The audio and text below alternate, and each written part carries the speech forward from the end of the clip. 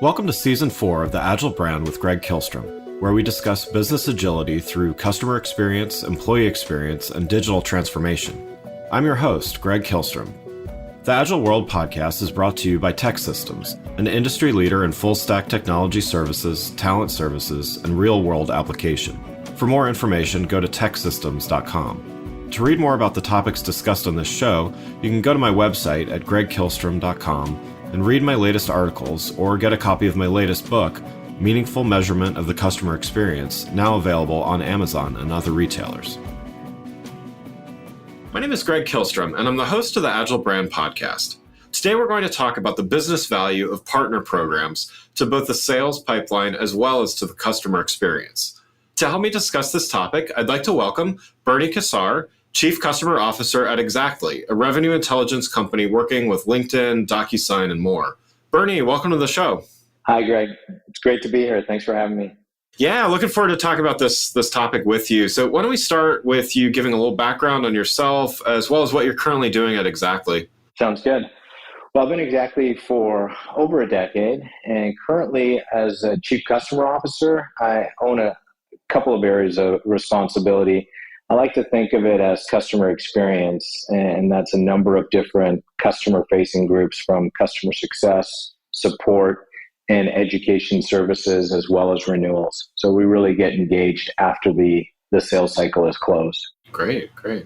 Well, let's start by talking about the business value of partner programs from both a strategic as well as a financial perspective. So what's the way that you would recommend that an organization look at a partner program from that strategic perspective? You know, the best way that I like to describe it is leverage and scale. And so in these scenarios, when you're looking at a partner ecosystem or creating a partner program, what you're trying to get to is 1 + 1 = 3. So you have that capacity through your partner program to really figure out how to get more leads. If you have a revenue share operation, you can really generate more business together. But also credibility and validation. Those are the areas I focus on. Great. What about the value of a partner program to the sales pipeline?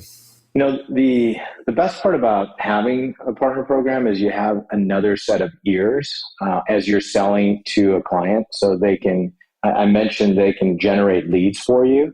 But once you're actually in a sales cycle, if you have the right partner, you can accelerate the ability to close that deal based off of what the prospect or customer is telling you and what they're telling the partner.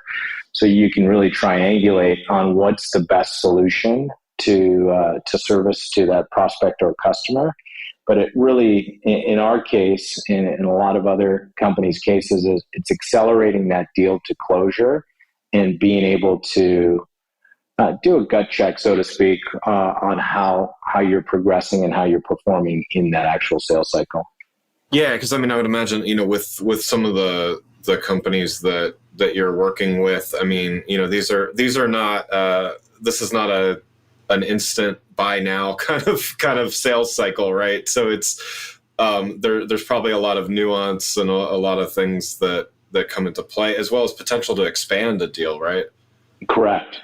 Depending on your solution that you're selling, for us, we sell enterprise to mid-market level solutions. So there is a little bit longer sales cycle, right. And you get that feel. If you have a partner program that's accelerating your sales channel where they're actually a reseller, that's a different story. But you described it well. Well, let's talk a little more specifically about Xactly's partner program, which includes alliances with companies like Microsoft, Oracle, and Salesforce, as well as many others. First, I think it might help to explain a little bit about what Xactly does. I know you talked about it briefly in your intro, but can you just share a brief description just to give some context here of the program? Sure. So Xactly was founded in 2005, and really we've evolved over the years. We started off as an incentive compensation management company, and it's really automating the whole process of paying commissions. And then over the years, we've evolved into sales performance management, adding the ability to manage quotas and territories for large sales organizations. And most recently, over the course of the last 18 months, we moved into the intelligent revenue platform. So we really help companies with their sales planning, their ability to forecast their revenue, pipeline management, as well as the two areas that I just mentioned, which is the incentive comp and territory and quota management. Got it. And so the partner program, then how does that fit in, and why did you choose to invest the resources that you have in it? So our partner program has two approaches, really. If you think of some of the companies that you mentioned, Microsoft, Oracle, and Salesforce, they're our ISV program. So we work with them to be able to bring solutions that we integrate together.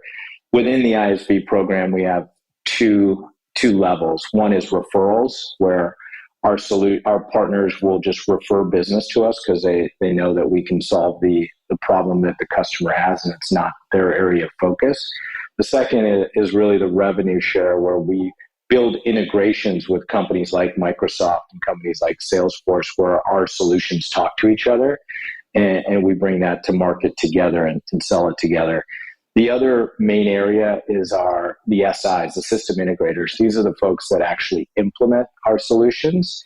And so we have that two-pronged approach so that we can really provide a end-to-end solution for our customers. That's great. So what are some of the benefits that you've seen and that Xactly has seen from having this program in place? Well, I think there are three areas really: is broader exposure, having other companies talk about your solutions while you're also trying to sell to them. So from a marketing aspect, that's one of the areas. The second is credibility, and having a third party be able to talk about your solutions, integrate with your solutions, and being able to provide positive references and working with you is the second area. The last and probably the most important is scale. So as you move into new geographies and really trying to, if you are a global company like we are, trying to penetrate those markets, it's so much easier to go into that market with an established partner that already understands the region or understands the business practices to help scale your business and sell together. Yeah, that makes a lot of sense.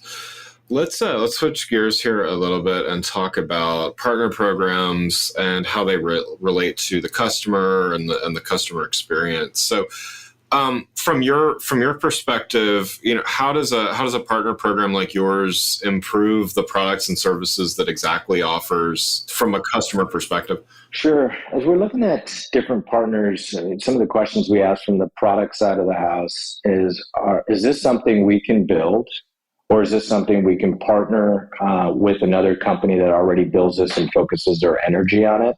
And then the last area, is this a company or a product that we want to buy? But when we're looking at different partners, we're looking at those first two, build versus partner. Yeah. And the nice thing about it is it creates an opportunity to either fill out our portfolio of solutions. So if there's something we don't do, but it's complementary to what we do, it makes sense to partner in that area because we're bringing one end-to-end solution to the customer.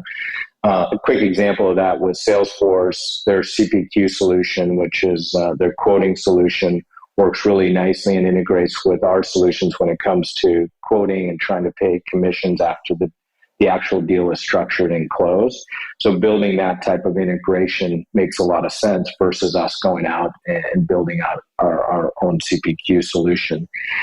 So it's really understanding what that partner is going to bring to the table and being able to either fill out the solution, or as I mentioned earlier in the program, if it's a great lead generation partnership, that's great as well. Yeah, and in that Salesforce example, I think benefit to the customer, I would imagine among others, is they're already using Salesforce most likely, so it's a natural thing to use your product in conjunction instead of making them change a big part of their behavior. It's a value add to use your product with something they're already using and have enabled across the enterprise and all that stuff. So that makes sense as one example. Any other examples, or how would you define the benefit to the overall customer experience when a company like yours has a robust partner program like yours? I think one of the things that we look at, so you just gave a great example of just the seamless integration of, in our case, a salesperson as our end user. Yeah. If they can seamlessly be in Salesforce and move to our application so it looks and feels like one motion, it makes their lives a lot easier as they go through their day. Same with Microsoft Dynamics and Oracle CRM solution. But the second part is as you align with different partners, culture matters. So if we can align our cultures and we have similar cultures, it's really easy to work together in front of the customer because we're usually behaving in the same way. So one of the things that we look for is not only product fit, but how is the chemistry between our sales forces? It truly is an integrated solution, and we work with each other to try to sell to the same customer. So culture is a big one, and that really helps in the extension of the customer experience.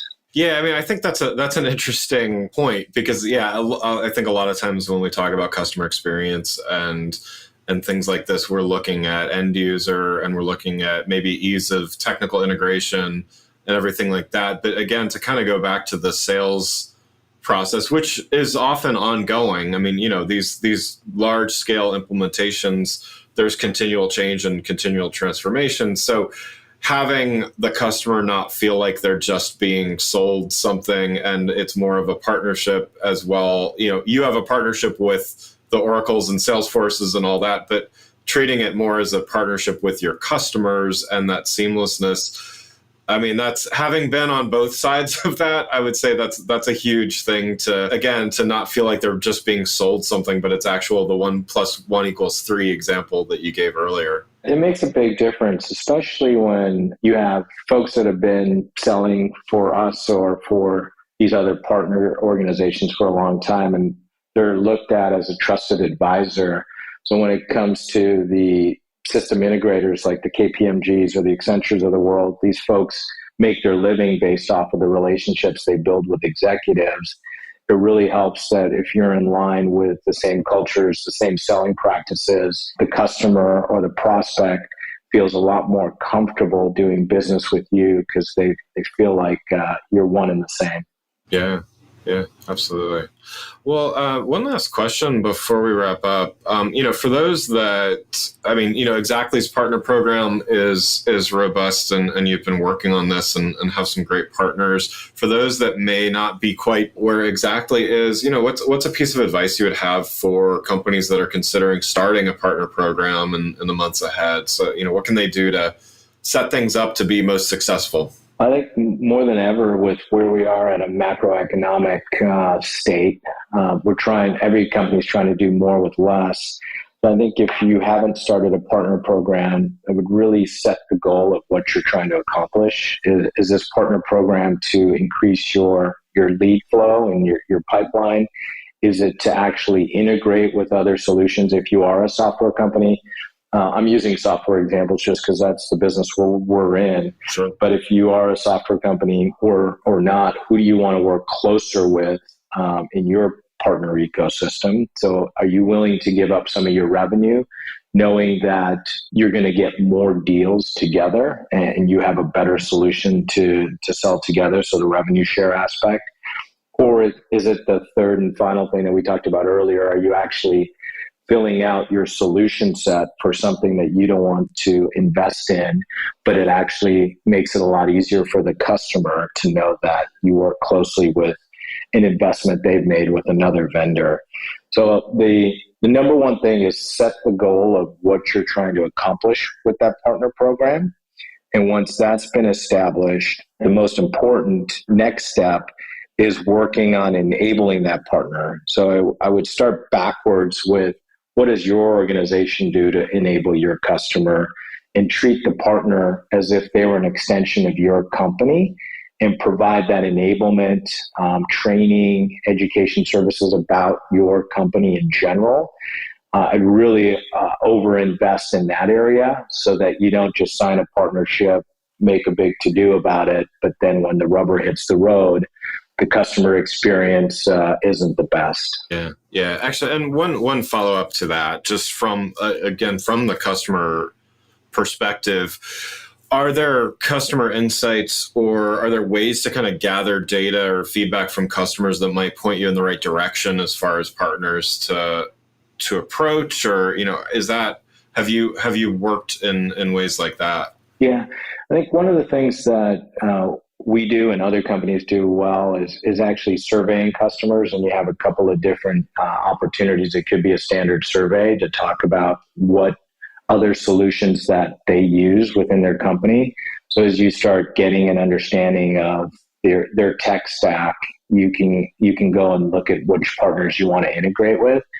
But we also have other opportunities. We have a customer advisory board, and that's when we can have usually it's a face-to-face meeting, or these days over Zoom, where you can have a longer discussion of what makes sense for us to build and deliver to the marketplace versus who should we go partner with based off of some of our customer suggestions.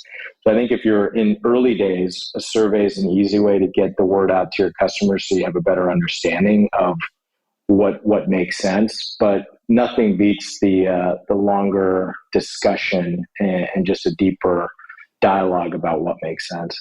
Wonderful. Yeah, I love the idea of the customer advisory board. That's great. Well, Bernie, thanks so much for joining the show. For those listening, what's the best way for them to keep up with you and what Xactly is doing?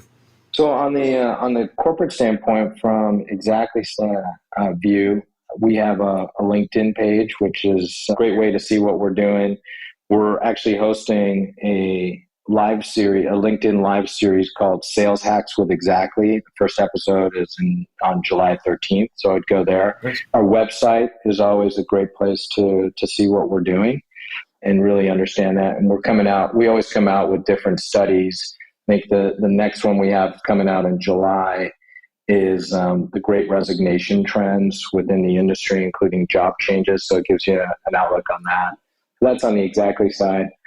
On a personal note, I have a little fun hobby called BK Life Hacks, which is just inspirational quotes that I throw up on Instagram. So you can see what I'm doing there. That was born as little inspirational nuggets that I would give the sales team during sales kickoffs. Nice. After I tell them what our departments are doing. So those are two ways of keeping in touch with us.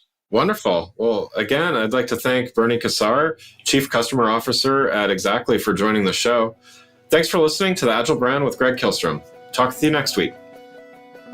Thanks again for listening to The Agile Brand with Greg Kihlstrom podcast, brought to you by Tech Systems. If you enjoyed the show, please take a minute to subscribe on your podcast channel of choice and leave us a rating so that others can find the show more easily. You can access more episodes of the show at www.theagilebrand.show. To get a copy of my latest book, Meaningful Measurement of the Customer Experience, visit my website at gregkihlstrom.com. Until next week, stay agile.